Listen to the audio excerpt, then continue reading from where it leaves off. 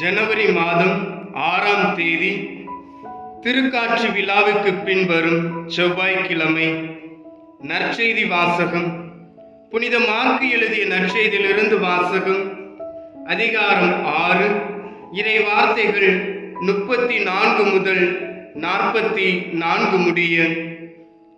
அக்காலத்தில் இயேசு படகிலிருந்து கலிலேய கடற்கரையில் இறங்கிய போது பெருந்திரளான மக்களை கண்டார். அவர்கள் ஆயரில்லா ஆடுகளைப் போல் இருந்ததால் அவர்கள் மீது பரிவு கொண்டு அவர்களுக்கு பலவற்றை கற்பித்தார். இதற்குள் நெடுநேரமாகிவிடவே சீடர் அவரிடம் வந்து, இவ்விடம் பாலை நிலம் ஆயிற்றே, ஏற்கனவே நெடுநேரம் ஆகிவிட்டது.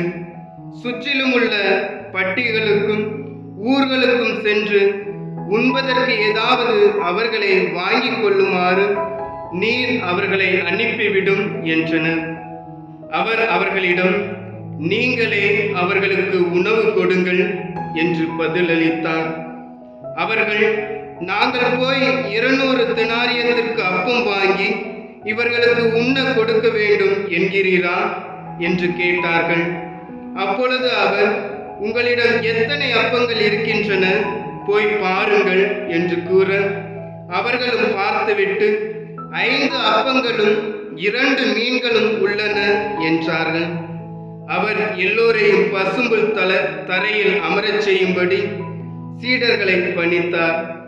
மக்கள் 100 பேராகவும் 50 பேராகவும் வரிசை வரிசையாய் அமர்ந்தனர்.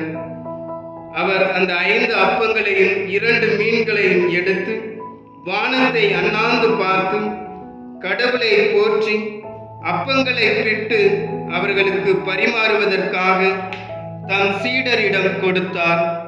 அவ்வாறே அந்த 2 மீன்களையும் எல்லோருக்கும் பகிர்ந்தளித்தார். அனைவரும் வயிறார உண்டனர். பின் எஞ்சிய அப்பத்துண்டுகளையும் மீன் துண்டுகளையும் 12 கூடைகள் நிறைய எடுத்தனர். அப்பம் உண்ட ஆண்களின் தொகை 5000. ஆண்டவரின் அருள்வாக்கு. கிறிஸ்துவே உமக்கு புகழ்.